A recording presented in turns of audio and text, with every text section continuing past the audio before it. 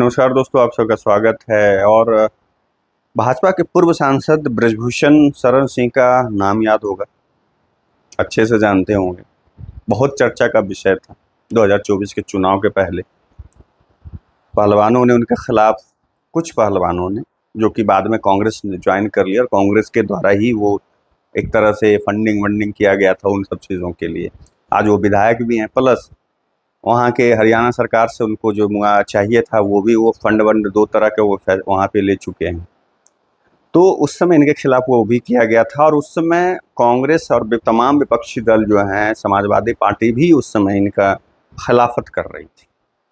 बहुत सारे बयान मतलब ये लोग दे रहे थे और एक से एक आरोप लगा रहे थे। अचानक से कुछ ऐसा हुआ है कि समाजवादी पार्टी इनकी बातों को, इनके वीडियो को शेयर कर रही है और इनकी तारीफ भी कर रही है। अचानक से बृजभूषण शरण सिंह समाजवादी पार्टी के लिए दुलरुआ बन गए, और बृजभूषण शरण सिंह ने कुछ ऐसा बयान दे दिया है जिससे यूपी के राजनीति में सियासी भूचाल उठ गया। हुआ क्या था कि अब ऐसा कयास लगा रहे हैं कि क्या बृजभूषण शरण सिंह भाजपा छोड़ेंगे, क्या वो समाजवादी पार्टी ज्वाइन करने वाले हैं। क्योंकि ऐसा बहुत कम देखने को मिलता है कि राजनीतिक बहुत लंबे समय से उत्तर प्रदेश के सियासत को अगर देखें, उत्तर प्रदेश की सियासत को अगर देखें तो लंबा अगर उनका रिकॉर्ड देखेंगे तो वहाँ पे हर बार कुछ ना कुछ राजनीतिक उलटफेर दिखाई पड़ता है। बहुत कम ऐसा बार देखने को मिलता है कि कुछ वहाँ पे इस तरह का उलटफेर न दिखाई दिया। लेकिन अब जो है कुछ ऐसा इस तरह से बातें हुई हैं जिससे कि संकेत मिल रहे हैं कि नहीं, फिर से उलटफेर देखने को मिल सकता है, जिसका इशारा इसको माना जा रहा है बृजभूषण शरण सिंह की बातों को। बीजेपी के पूर्व सांसद जो बृजभूषण शरण सिंह हैं, हालिया एक इंटरव्यू उन्होंने दिया एक पॉडकास्ट में। उन्होंने इशारों में जो बातें कही हैं उस पर ये लगाया जा रहा है कि संभवतः शायद है वो, अब ऐसे कहा जाता है ना कि क्रिकेट अनिश्चितताओं का खेल है, लेकिन राजनीति उससे भी ज़्यादा अनिश्चितताओं का खेल है। हर दल, सभी दलों को उठाकर देखिए कि कल तक जिस आदमी को वो हो सकता है बुरा भला बोल रहा होगा, गाली दे रहा होगा, फिर अचानक से कल आप देखेंगे कि वो उस दल में गया और वो उनके चहेते बन गए। चाहे वो बीजेपी हो, कांग्रेस हो, समाजवादी हो, राजद हो, जदयू हो, किसी भी दल का नाम ले लीजिए, तमाम जितने भी पूरी पार्टी भारत में हैं, सभी दलों की यही स्थिति है। कल तक उनका, जैसे अगर आप आज भाजपा को कहते हैं कि भाई वॉशिंग मशीन बन गई, क्यों बोला जाता है? क्योंकि कल तक भाजपा उन लोगों को भाई बोलते है भ्रष्टाचार, या बाद में जैसे ही उधर जाते बोलता है ये फॉल्स है। वही चीज़ें अगर उधर से भी लागू होती है कि जब तक कल तक वो उनके साथ होते हैं तो वो भ्रष्टाचारी नहीं होते, लेकिन भाजपा के साथ जाते हैं तो कहते हैं भ्रष्टाचारी हो गए। वही चीज़ें हैं। तो इसीलिए कह रहा हूँ कि राजनीति जो है क्रिकेट से भी ज़्यादा अनिश्चितताओं का। दरअसल यूपी के कैसरगंज सीट से पूर्व सांसद, बीजेपी सांसद बृजभूषण शरण सिंह ने हाल ही में एक पॉडकास्ट में राजनीति के बदलते रूप को लेकर अपना दर्द जो है बयान किया था। बृजभूषण शरण सिंह का कहना है कि अब तो राजनीति का तरीका ही बदल गया है, अपने हाथ में कुछ नहीं है और ना ही किसी पर मेरे फोन का कोई असर है। दुर्भाग्य है कि अब विधायकों को कई काज कराने के लिए डीएम का पैर पकड़ना पड़ता है। अब विधायकों की हैसियत प्रधानों जैसी भी नहीं रही है। ये कह करके वो अपने दर्द बयां कर रहे हैं।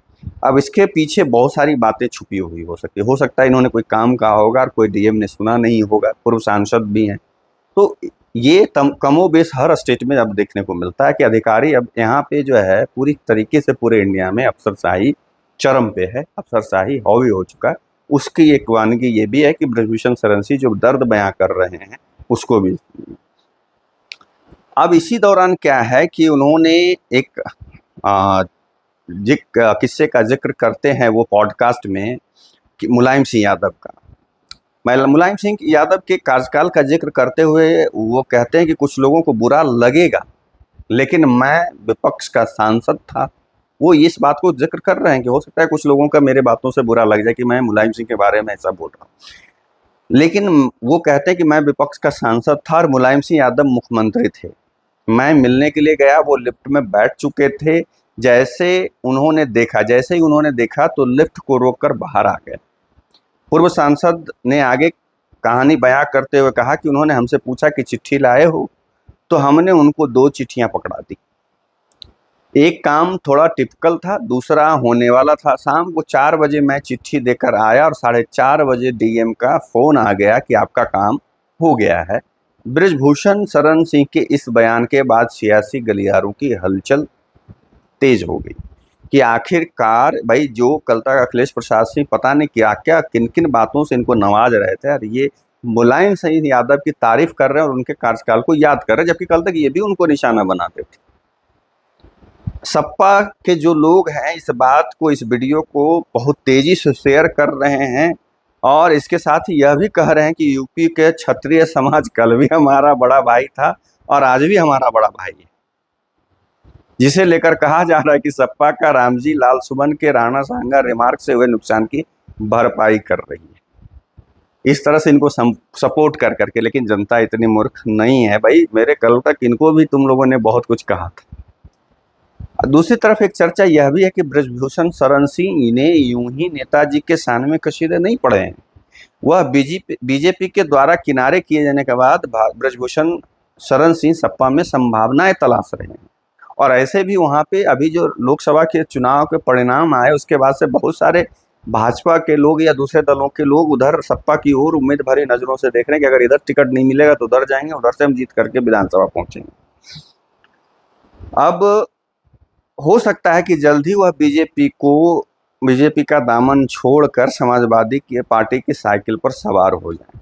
हालांकि यह केवल चर्चाएं हैं, अटकलें हैं, क्योंकि भारतीय कुश्ती संघ के पूर्व अध्यक्ष बृजभूषण शरण सिंह को भले ही बीजेपी ने 2014 लोकसभा चुनाव में टिकट नहीं दिया, लेकिन उनके लड़के करण भूषण सिंह कैसरगंज से बीजेपी सांसद बने हैं, उनके जगह पर उनके बेटे ही बने हैं। इसके अलावा दूसरे बेटे प्रतीक भूषण सिंह गोंडा से भाजपा के विधायक भी हैं।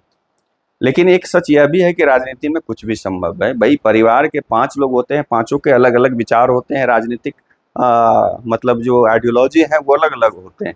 अब भाई इनको नहीं मिला टिकट, हो सकता है इस वजह से दुखी होंगे। अब बैठे बैठे अपना ये अध्यक्ष हैं, कुश्ती संघ के सांसद हैं, और हो सकता है किसी काम के लिए उन्होंने फ़ोन किया तो होगा, डीएम ने सुना नहीं होगा।